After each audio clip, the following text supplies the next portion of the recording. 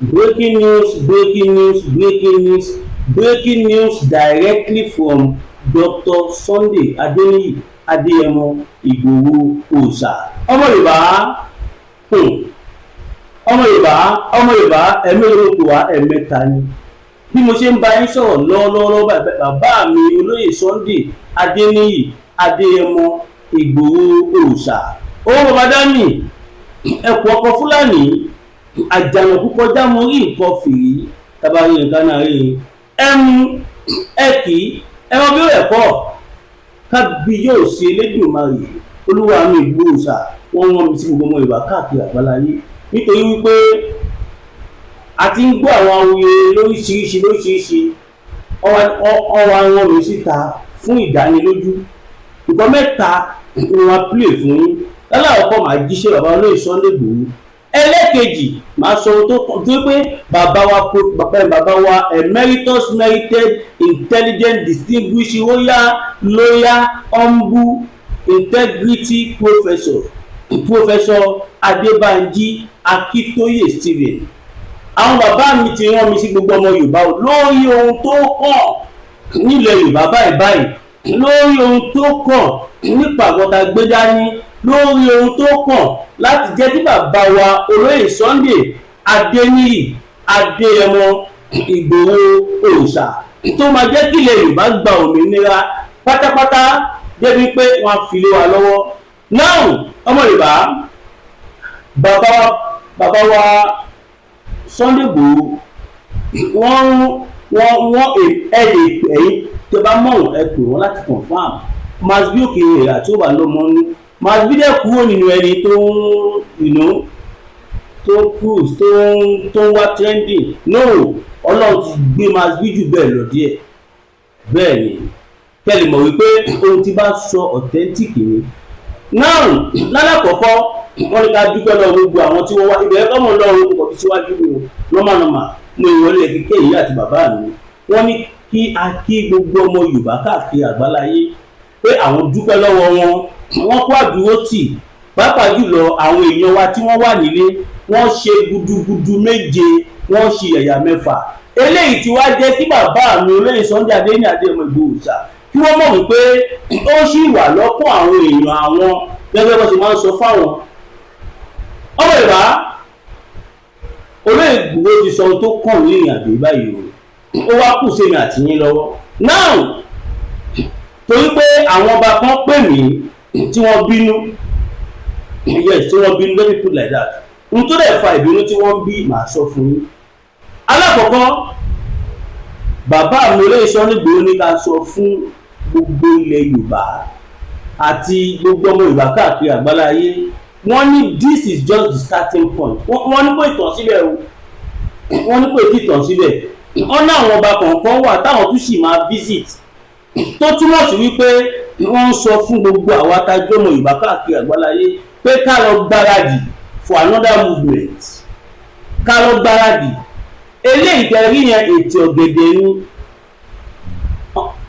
wọ́n sọ débi pé ọ̀dọ̀ gbogbo wa tó fẹ́ rí àwọn làwọn máa dé ọ̀dọ̀ gbogbo ọba ilẹ̀ Yorùbá sọ́ọ̀rì làwọn máa dé so therefore àìtí ní sọ ibi tá à ń lọ báyìí ṣùgbọ́n a fẹ́ kí ọmọ Yorùbá mọ̀ wípé bàbá mi olóyè Sunday Igboho wọ́n ti dé padà wọ́n ní ká dúpẹ́ lọ́wọ́ ọmọ Yorùbá o wọ́n dẹ̀ ní gbogbo ọba gbogbo ààfin làwọn máa dé sọ̀kà lọ múra sílẹ̀ ẹ̀yin tẹ́ bá ti mú aṣọ Yorùbá nation yín lẹ́yìn tẹ́ dé láti Ọ̀yọ́ àtọ̀dọ̀ bàbá Olúgbọ́n tí ẹ ti lọ dáná sun tàbí tí ẹ ti lọ sábẹ́ bẹ́ẹ̀ dàbí bì kan ẹ lọ gbé jáde o iṣẹ́ ṣẹ̀ṣẹ̀ bẹ̀rẹ̀ ni o ẹ lọ gbé jáde ẹ̀yin tẹ̀lẹ̀ ti fọ́túnà sí tí ẹ ti àgbẹ̀ padà rárá o ó tẹ̀síwájú ni o gbogbo àdéhà mọ̀ wípé bàbá mi olóyè Sunday Igboho ní sọ̀rọ̀ kọ́ má ṣe bẹ́ẹ̀ ẹ gbọ́ nǹkan tí bàbá Kọ́lá Olótù sọ ni bàbá Kọ́lá Olótù sọ wípé ohun tí Olúwa mi bá ti sọ jáde lẹ́nu kò sí wọn lè yí padà o òun ni mo ṣe ń rí àwọn kan bí èèyàn rọ́dọ̀rọ̀dọ̀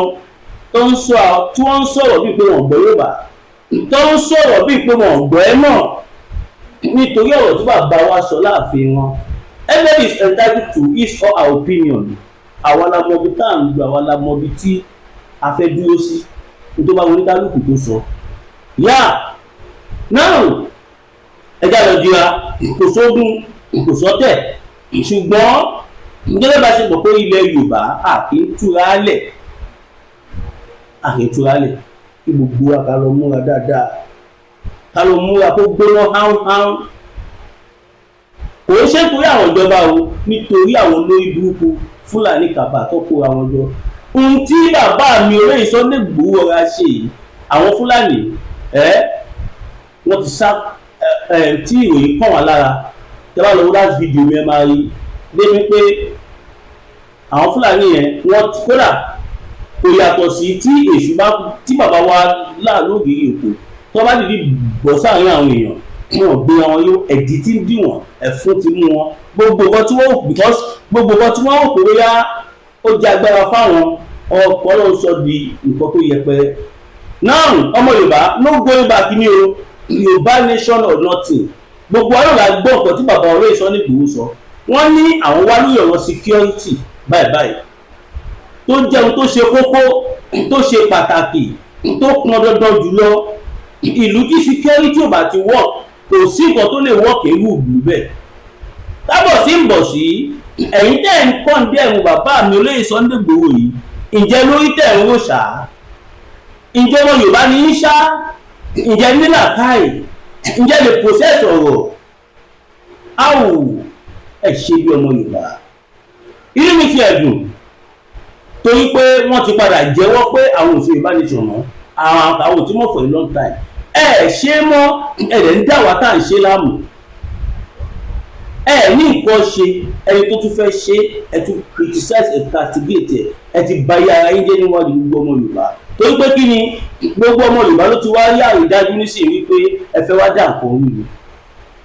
Ǹjẹ́ mo tó dùn mọ́ mi nínú jù níbi tí ẹ̀rọ náà ti bà mí, àwọn ọba kan bẹ̀rẹ̀ sí ní bínú pé Sunday wá sí ọmọ wa olóyè Sunday Igboho ṣé tó jọmọ Ọ̀yọ́ nìkan ni, ṣé tó yẹ ní kìnnìkan ló ṣe dọ́dọ̀ àwọn tó jẹ́ bàbá wa. Olóyè Sunday Igboho ní kí n sọ fún yín pé ẹ fọkàn balẹ̀ yín bàbá wa ọ̀dọ̀ gbogbo yín làwọn máa dé. A ti ṣe online awareness. This is the continuation of physical awareness and it's going to go on media. Àwọn ọ̀pọ̀lọpọ̀ ń bínú Aláàfin ẹ gbàgbé bó ṣe ṣẹlẹ̀, ọba tó dá lọ́ba Aláàfin gbogbo ìgbọ́pọ̀ la máa fẹ́ sọ fún yín. Bẹ́ẹ̀ ni àmọ́ tá à ń ṣe. Ẹ já bẹ̀rẹ̀ sí ní dúpẹ́ lọ́wọ́ bàbá wa merited, intelligent, distinguished, loyal, royal, humble, integrity, humanitarian philanthropist, Professor Adébánjí Akíntóyè. Ẹja dúpẹ́ lọ bàbá ẹ̀ wọ́n tẹ́lẹ̀ dì wá gidi. Èmi tí ń rí bàbá mi ì rí bàbá bíi bàbá Professor Adébánjí Akíntóyè mi ì tí ì rí. Wọ́n dúró, wọ́n ṣíwájú, wọ́n ṣí ẹ̀yìn. Ọlọ́run nìkan ló ṣíwájú tó ṣẹ̀yìn o, Ọlọ́run nìkan dẹ̀ lọ́ba tó ń dúró tì ní. Ṣùgbọ́n Ọlọ́run lu bàbá Akíntóyè láti dúró tì àwọn ọmọ Yorùbá. Torí pé kí ni gbogbo àwọn ọba yẹn ká tó dé bẹ́ẹ̀ wọ́n ti gbà wá wọlé, ká tó dé bẹ́ẹ̀ wọ́n ti gbà wá wọlé. Iyì wo lójú bẹ́ẹ̀ yẹn lọ? Ṣètìwá yìí ní sí pé a ní bàbá ilẹ̀ Yorùbá. Àwọn ọba kọ̀ọ̀kan wà tí mo máa ń sọ wọ́n lè máa sọ̀rọ̀ but they know what they're doing. Pẹ̀lú status ọ̀pọ̀lọpọ̀ ọba wọn lè ṣe báwa ṣe ń pariwo yìí àwọn ò lè ṣe bẹ́ẹ̀. Àwa la mọ̀ tá à ń gbọ́ nígbà tá a dé gbogbo àwọn àfin. Ọmọ Yorùbá ẹ lọ fọkàn yín balẹ̀, ẹ jẹ́ àti ẹ̀kọ́kọ́ fèsì ọ̀rọ̀ security náà ká kọ́kọ́ lé akátá lọ ká tó wá fàbọ̀ bẹ́dìyẹ. Yes, ẹ jẹ́ àti ẹ̀kọ́kọ́ jẹ́ kàlàáfíà wà nílẹ̀ Yorùbá. Adẹnikẹ́sì kọ́kọ́ fún wa ẹjọ́ nítorí Ọlọ́run ẹ̀yin tẹ́ bá súnmọ́ bàbá wa Dàpọ̀ Abíọ́dún amọ̀pọ̀ lólùfẹ́ ìrìn àjò yìí ni wọ́n, adẹ̀mọ̀ pé gómìnà dáadáa ni wọ́n. Ó máa ń dùn mí ẹ̀kọ̀ọ̀kan tí bá jẹ́ bàbá wa gọ́vnà Ògùn State ọmọọba Dàpọ̀ Abíọ́dún tí bá ń dúpẹ́ lọ́wọ́ wọn, tí bá ń sọ̀rọ̀ wọn. Àwọn kan ti sọ́kò mí lójú débi wípé wọ́n ní Dàpọ̀ Abíọ́dún ti gbówó fèmí. Dàpọ̀ Abíọ́dún á gbówó fún mi màá máa pariwo pé mo fẹ́ ṣe stúdíò láti jọ ìjọ yìí tó jẹ́ pé Ọlọ́run ló di after that be 3 months tó ti ń pariwo ẹ̀ Ọlọ́run bá mi gbé ẹnìkan tó sanwó stúdíò okun iṣẹ́ ń sè ààyè màá máa iṣẹ́ fọlọ́ṣèlú màá tún wà máa tọrọ owó orinṣẹ́ kò possible náà. Ṣé tí ẹ tiẹ̀ máa ń jáde tẹ máa ń la òkè tẹ máa ń la mọ́tìsàlẹ̀ yìí tẹ ò pẹ́ ń ṣàbùkù lóye Sunday Igboho ǹjẹ́ máa ń ronú ṣá ǹjẹ́ àárín àwọn èèyàn lẹ́ ń gbé ṣá mo dá òtún ẹ̀ ǹjẹ́ àárín àwọn èèyàn lẹ́ ń gbé ǹjẹ́ ọpọlọ yín ṣiṣẹ́ ǹjẹ́ lè process tí nǹkan bá ṣẹlẹ̀ can you process actions? It's not the most you guys talk lọ́dọ̀ kọ́ ni kẹ́ sọ̀rọ̀ ẹ ti ní ẹ̀gbà wa ṣe ẹ fi wálẹ̀ ẹ jẹ́ kó kí olóyè máa ṣe gẹ́gẹ́ bí Ọlọ́run ṣe ní kó máa ṣe lọ ọmọ Yorùbá ní gbogbo wa ọ̀tá bá gba àdìrí yìí ṣùgbọ́n ẹ kò ń yẹ̀yẹ́ ara yín ẹ̀yin yẹ̀yẹ́ àwọn ìdílé tẹ́ ti jáde ìyẹn èyí tẹ́ ẹ sọ̀rọ̀ àlùfànṣá ni o mo fẹ́ kẹ́ mọ̀ pé social media will never forget ọ̀pọ̀lọpọ̀ yín wò pé ṣe ìbúyí WhatsApp mo ṣe sí tí wọ́n bá lọ́gìn sí nọ́mbà mi kọ́ lọ òun wọn lè ọmọ Yorùbá gbogbo tá à ń ṣe àkọ́tọ̀ lẹ̀ yìí kí ni mo sọ ìtàn là ń kọ sílẹ̀ gbogbo tá à ń ṣe àkọ́tọ̀ lẹ̀ yìí a dẹ̀ fẹ́ jẹ́ kẹ́ bá dúpẹ́ lọ́wọ́ ọmọ Dàpọ̀ Abíọ́dún kẹ́ bá bẹ̀ wọ́n torí pé àwọn ni olórí gómìnà South West báyìí lọ́wọ́lọ́wọ́ báyìí gómìnà Dàpọ̀ Abíọ́dún ni chairman of president South West Governor Forum wọ́n ní ká ránṣẹ́ sí wọn so that wọ́n lè fún wa ní security a lè máa dáàbò bo ìlú wa Fúlàní ni ọba pa wá mọ́ tí ìlú bá da tá ló máa pariwo Yorùbá ní sọ̀tẹ́lẹ̀ ìgbà tí yóò dá ní nàá bó tiẹ̀ jẹ́ pé kò bá mọ́ báyìí the only solution tó wà nílẹ̀ sí kò ń ṣe pé ká continue Nàìjíríà bí kò ṣe pé kóníkálùkù máa bá tiẹ̀ lọ. Bàbá Olúgbọ́n ti wá sọ̀rọ̀ kan tó dùn mí nínú wọ́n ní láti wákàtí yìí lọ àwọn endorse olóyè Sunday Igboho àwọn recommend wọn gẹ́gẹ́ bí ẹni tó máa ẹ̀dì gbogbo local securities tí ìjọba àpapọ̀ ṣe lọ́wọ́ báyìí. Let's start from somewhere. Gbogbo ilẹ̀ mọ̀ wípé bàbá olóyè Sunday Igboho ní àndùn post yẹn kí Fúlàní tó máa pa wá á di àfihàn tẹ́gùn fiṣọ ànígbọmọ́ sáwọn Fúlàní tí wọ́n kọ́ gbọ́ pé Ìgbòho ń bọ̀ mo fọ́n gbà tí mo gbọ́ ròyìn yẹn nígbà tí wọ́n kọ́ sọ fún mi mo onírọ́ ni not until tẹ́lẹ̀ yẹn fún mi kù bóyá wò mí ní sẹ́ǹdẹ̀ sí ẹ but wọ́n gbé fún ọ sí ibi bóyá máa wò mo àgbẹ̀ yes it's true. Gbogbo ẹni bàbá wa kábíyèsí káàkiri gbogbo ilẹ̀ Yorùbá ẹ má bínú o kò ṣàfojúdi ọ̀dọ́ gbogbo almost gbogbo yín ni bàbá mi lè sọ ní Ìgbòho máa dé ọmọ Yorùbá ẹja lọ gbáradì àìwé eléyìí rí a fi ń dẹ́rù bọ́ lọ́rọ̀ ni ẹ wo bí Ọlọ́run ṣe ń tú àṣírí àwọn wòlíì èké àti bàtà tí lọ ṣokú ìyá bàbá mi olóyè Sunday Igboho ta ṣe tó lè wà peacefully ìgbà ẹni mo ti mọ̀ wípé kò ń ṣe àwọn ẹ̀mí burúkú nìkan lọ́ọ́ fẹ́ jẹ́ kéèyàn ṣe ìkọ̀ rere àwọn èèyàn kan náà wà tó jẹ́ wípé alábọ̀dé ọmọ Yorùbá ni wọ́n tó ń pe àwọn ní pásítọ̀ tó ń pe àwọn ní àfà tó ń pe àwọn ní ìmọ̀ọ̀mù tó ń pe àwọn ní ẹlẹ́bọ olóògùn ẹ kó bẹ́ẹ̀ lọ jókòó àmọ́ àwọn tó jẹ́ ẹlẹ́bọ olóògùn ìjìnà àmọ́ àwọn tó jẹ́ àfà tó jẹ́ pé tó bá sọ̀rọ̀ wọn ní fi ìkọ̀bọ̀ kan lára wọn ni bàbá wa Àjàní Bello wọn tó àwọn mùsùlùmí tí wọ́n ń ṣèṣe báwọn sí Ọlọ́run yẹn bàbá amúdí mọ́gà ẹsẹ̀ péyà aláwọn pásítọ̀ gidi ilẹ̀ Yorùbá ibi tẹ́ ti máa mọ̀ pé pásítọ̀ eléyìí tó sọ̀rọ̀ yìí ibi tẹ́ ti máa mọ̀ pé lébi ni Ìgbòho gbọ́dọ̀ wá sí Nàìjíríà o nǹkan tí Ọlọ́run sọ fáwọn nìyẹn o tó bá wá sí Nàìjíríà wàhálà máa ṣẹlẹ̀ kò tó bẹ́ẹ̀ kó wá sọ̀rọ̀ ìbánisọ̀rọ̀ ọmọ ààrẹ ẹ̀sẹ̀ wọ́n máa ṣe gbá bẹ́ẹ̀ lolúwa wí bẹ́ẹ̀ ni gidi ẹ̀rù bá sọ yẹn ti ṣe ẹ̀ sí tó bá jẹ́ mi ni pásítọ̀ yìí o tó ń pe ọ ní prophet irọ́ yìí tó lè sọ̀kọ́ báyìí tó lọ́ńdẹ̀ jù wọ́n lọ màá lọ padà sí ibi iṣẹ́ òwúrọ̀ mi iṣẹ́ tí mo kọ́ màá lọ wá bí iṣẹ́ màá fi ẹni tí pásítọ̀ yìí lẹ̀ ìtìjú ní fún yín ìyẹn ló máa fi mọ̀ pé ilẹ̀ ọ̀rọ̀ ayé Ọlọ́run kọ́ ló wọ̀nyí Ọlọ́run máa gbéyàn kan dìde kó máa ṣiṣẹ́ lọ a tó a máa sọ pé tó má ṣe nǹkan yẹn kò possible kò possible kó tó di pé mo bọ́ sí eégún láti kẹ́yìn ìgbàlẹ̀ ẹja sáyẹ́dì ẹ̀ka ìpolówó ọjà. àbójúkò ilé dákẹ́ ariwo àṣẹṣẹ́ ló gbọ́dọ̀ tẹ́lẹ̀ olùsàdé ní pẹ̀lú àbáwọ̀ tọ̀lẹ̀tọ̀lẹ̀ lọ́jọ́ tí iná bá bójúkò ilé dákẹ́ ariwo àṣẹṣẹ́ ló gbọ́dọ̀ tẹ́lẹ̀ bí ògògbò bó bá rí bí ògògbò sísẹ́lẹ̀sẹ̀ ló sẹ́ ẹ̀yọ̀ ìkọlà lórí ẹ̀yọ̀ olóyè máyégún adékúnlákówọ̀ lódìgbẹ̀dìgbẹ̀ bí ẹ̀kọ́ akọ́rabata òkúta bàbá aláwo tó ń dífá bí ẹni wọ̀jú gbogbo ayé bá gbóná lálálá bí iná àdé láwọn ìyàwó bá mi ayé ọmọ ènìyàn jìgìjìgì tètè máa bọ̀ wá sọ́dọ̀ ọmọ oníṣẹ́ olúfẹ̀ olóyè máyégún adékúnlákówọ̀ oṣù òró oṣù màlúù lórí ọkùnrin ogún okun àkókò rere ní tiẹ̀ ní ìdí àìrọ́mọ bí ọmọ aláyé fi dì ọ́ okun pèsè láyé fi kẹ́ ìwọ ní tàbí àmì ìkórìíra ní bẹ lára ẹ̀ka ìsọjọ́ pípẹ́ okun ìdílé àti bẹ́ẹ̀ bẹ́ẹ̀ lọ pèsè gbéra lẹ̀ kó dìde kò sí olóyè máyégún adékúnlákówọ̀ gbogbo alákìkọ́ abániyẹ̀ràwọ̀ ẹni wò agbólórí bẹ̀rí fún ẹ̀kúnrẹ́rẹ́ àlàyé tàbí àyẹ̀wò nípa owó tó ń da ayé rẹ̀ pè sórí nọ́mbà yìí 08023940939 ìjìkì ìjà kó gbé olólọ ìjìkì ìjà kó gbé ọlọlọ kì í kóró olóko ní òkú ìwọ náà rẹ yóò ká rẹ ló pọ̀ lọpọ.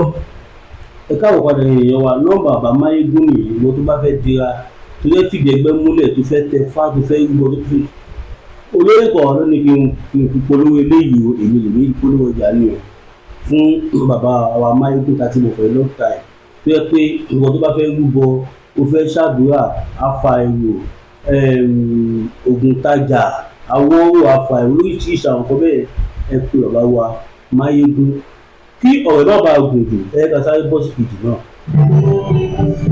Láàárọ̀ bítàtì ẹkùn tí wọ̀ láàjà pẹ̀lú àwọn kíndìnrín tó ní stone nínú ìyẹn kidney stone yóò mẹ́ẹ̀tì ẹ̀ bẹ́ẹ̀ sì yá dànù nínú àgọ́ ara yín. Òun kan náà ló ṣiṣẹ́ fún liver ìyẹn àìsàn jẹ̀dọ̀jẹ̀dọ̀ a sì tún máa ṣiṣẹ́ fún láti ìyẹn ìṣòro àìlèmí sókè sódò dáadáa. Láàárọ̀ bítàtì ló tún ṣiṣẹ́ fún ìfúnpá gíga ìyẹn high blood pressure. Bákan náà gbogbo ẹ̀yin tẹ́ ẹ bá ní ìṣòro ìṣètọ̀ tí a mọ̀ sí prostate cancer gbogbo àwọn àìsàn tá a là kalẹ̀ ní pátápátá òun ni Láàárọ̀ agbábítàtì yóò gbà wọ̀ dáadáa ìṣòro ara yóò gbọ́. Láàárọ̀ bítàtì òun ni kẹ́ ẹ gbẹlura láti wáyé gbòógì Láàárọ̀ bítàtì rà àbí tẹ́ ẹ bá fẹ́ mọ ibi tí wọ́n tẹ̀dó sí ẹ méjèèjì wọn lórí àwọn WhatsApp numbers yìí +447-4245-27137 àbí àwọn Nàìjíríà numbers yìí 08033191355 tàbí 08026265000 kò bá ráyè rí inú ẹ̀jẹ̀ tí kẹ̀jẹ̀gbọ̀n lọ́wọ́ Láàárọ̀ bítàtì gbẹ̀rura kò rí àtọ̀ ọbẹ̀.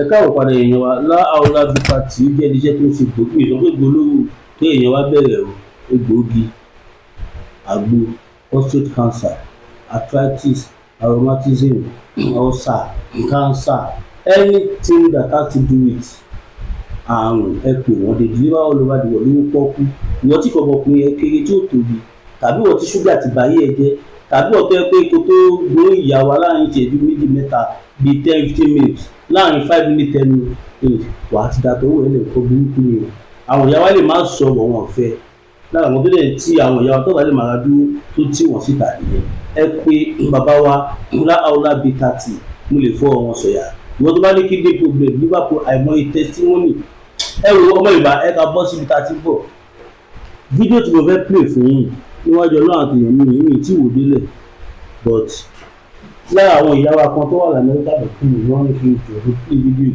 ní orí show rẹ̀ káwọn fẹ́ jẹ́ kí gbogbo èèyàn gbọ́ so ìdí nìyẹn tí mo máa play ẹ̀ tí bá pọ̀ ti show ju ọ̀nà láàkọ́ ìyókù voice tẹ̀wọ̀n máa gbọ́ because kò yíṣà àti dìgbò wáyà ẹ support máa ń tẹ̀wọ̀n wá lọ́wọ́ wẹ́ ìmọ̀kọ́ ló wá sí ìpìlẹ̀.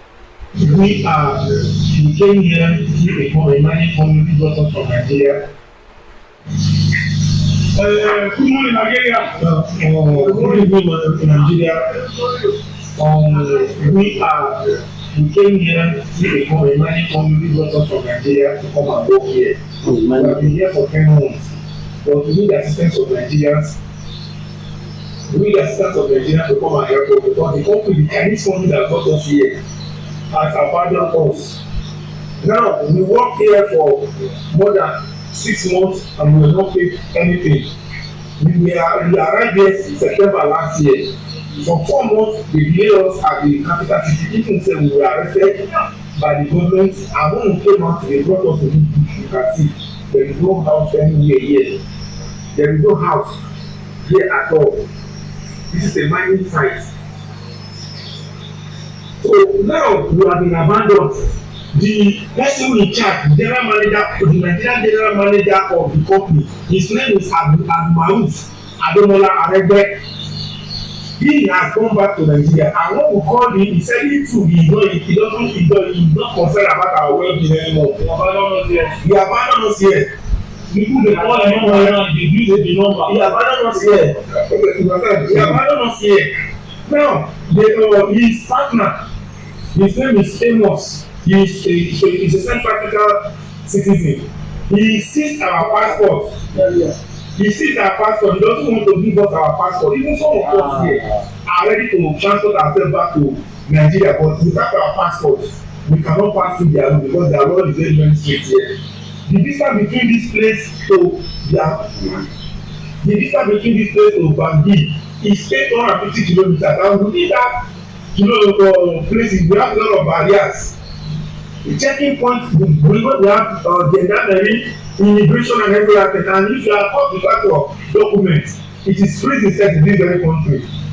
So please, Nigerians, if there is a way you can help us, please spread this video. Let them know that some Nigerians have been abandoned in Central Africa. Our location is Senye, under Bambari region in Central Africa. The Chinese man that brought us, his company is a radio central mining company in Nigeria. The owner of the company is Mr. Yang, and his partner is Mr. Wu, who is also a Chinese man. He's in this very country. They abandoned us. We worked for many months, they didn't pay us our salary. Now we can no longer feed. There is no money, there is no transportation, and they still seize our passport and held it in the capital city in Bangui. Our location from Bangui is 868 kilometers. So from this very place we are now, the place we can get a single network for the center of this country is 35 kilometers. The place is available, and we are under Senye. Can you imagine? We are in Senye village. It's a village, it's inside the forest. This village is under Bambari. Please come to our rescue. Our family have been worrying about us, and they try to do. People will send message to call Mr. Ademola Maruf in Nigeria. He refused to respond to them, saying that he doesn't know anything about us anymore. Please, Nigeria, we need your help. We don't want to die here. All of us have families. Nigeria, let no help us. This is all past our power. We work here the 11 months when we reach Central Africa. No salary, nothing. Abeg, this video wey we dey do go post am to many groups. Abeg, make dem help us use madam we dey like this. No money, no water, nothing. For these people dey try to make dem help us. Please. We are able to do nothing.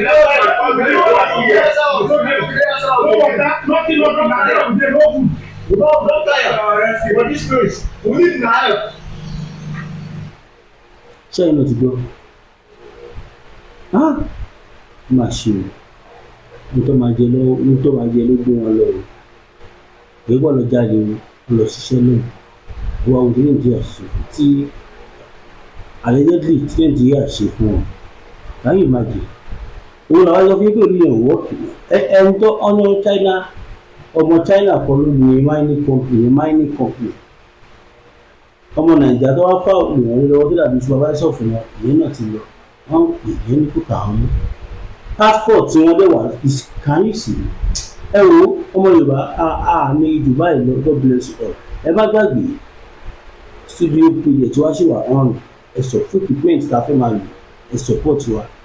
Fẹ́yìn tó bá fẹ́ pé wà fún kankan àbí ìkejì ẹ kò wá sórí +229 5774 7970 +224 5774 7970.